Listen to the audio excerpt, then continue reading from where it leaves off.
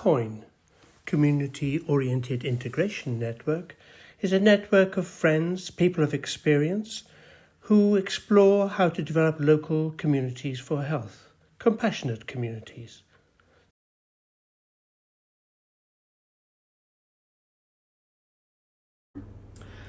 So you are leading the development of a neighbourhood. Good luck. It could change your life. It could be the most wonderful thing that's ever happened to you, or it could kill you. Either way, it's long-term, steep learning curve, lots to do, and lots to find out about the world and about yourself. In this blog, I want to mention just a few things about getting started. The first is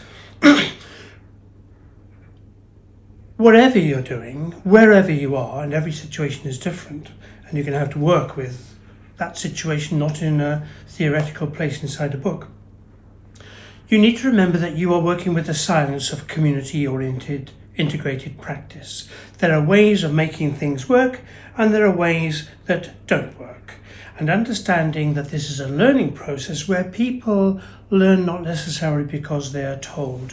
And one place I like to turn to remind me of this is the discussion between the Dalai Lama and Archbishop Desmond Tutu in the Book of Joy. And somewhere inside it, one or the other of them says, joy is a byproduct. Now for joy you could say trust is a byproduct or happiness is a byproduct. The person who gets up in the morning and grits their teeth and says, I'm going to be happy today, is the person who's going to miss the bus. So if you legislate for people being kind, you aren't necessarily going to achieve it, but kindness can come from things like friendship, laughter, giving, parties, things that make people laugh, really. Laughter maybe really is the best medicine. You may want to include it in your evaluation protocols that you want to see laughter, you want to see trust, you want to see people cared for at home, you want to reduce hospital admissions, but you don't necessarily do those by direct action.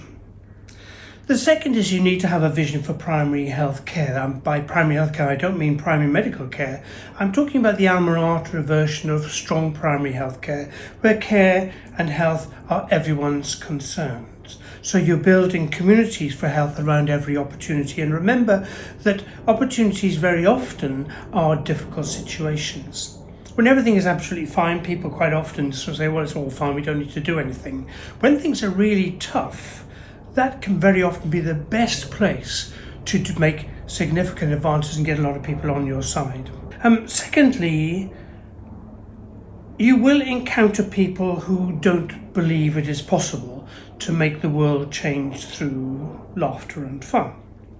So you have to make early wins. I started this kind of role about 40 years ago in Liverpool. And I used to use the metaphor then that, you confront a completely cemented wall full of bricks, and people will say there's no way in the world you can break down this wall, and you find one little loose brick somewhere and you work it a little bit, and then you say, of course we can break down these walls, and you kick the one brick that will move, and you say, see, it moved.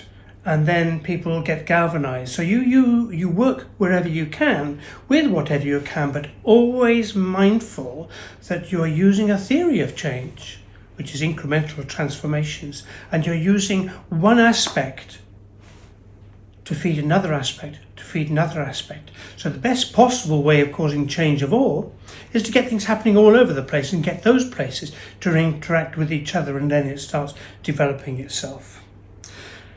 You will need teams around you. You'll need a team that works with you, a multidisciplinary team. That's very important. If we just work with one discipline, we all carry very similar kind of ideas in my head. My background is as a GP and a carer. I've been a carer for 10 years now. I was GP for 30 years before that. But you need to have people who think differently and act differently, but are on your same side, wanting to make the whole situation a healthy, happy place. So you need a team, or a multidisciplinary team, people who understand that and can help you think strategically. You need a different team that helps you personally. Now, I suppose it could be the same as the first team, but not necessarily. People who understand you at a human level, people you can cry with, lean on shoulders, who will look after you and understand you when you're in a crabby mood.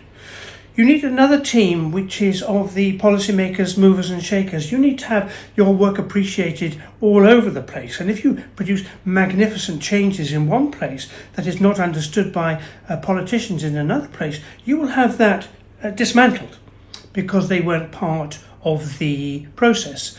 And there, that leads to a very significant theme or word, which is that of participation.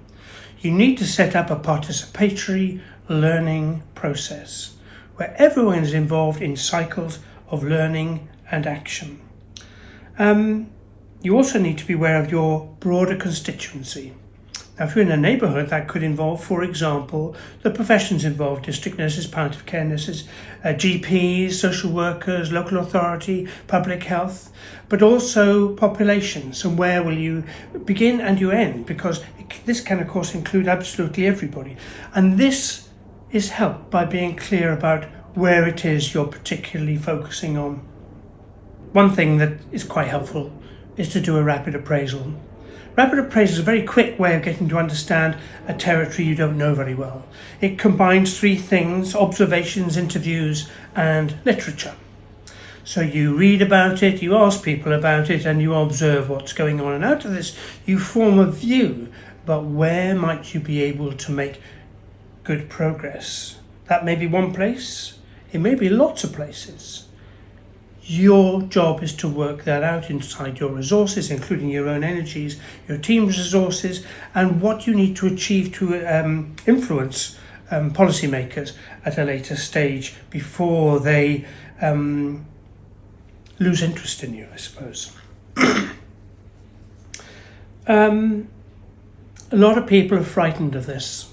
I remember a friend who was showing a picture of dementia, and it showed hundreds of little photographs, each of which was showing some piece of clarity inside hundreds of other pictures, but did not make sense to each other, isolated pictures. And this person wanted some doctors to understand what they were talking about. This is what dementia feels like, as you've got clarity in lots of different places, but you can't actually make sense of it as a whole. And this meant that the doctors ran away, because they're, of course, trained, I'm a doctor too, are trained in saying, do you have dementia or don't have dementia? Not what is dementia like. Multidisciplinary teams, cycles of collaborative learning and coordinated change.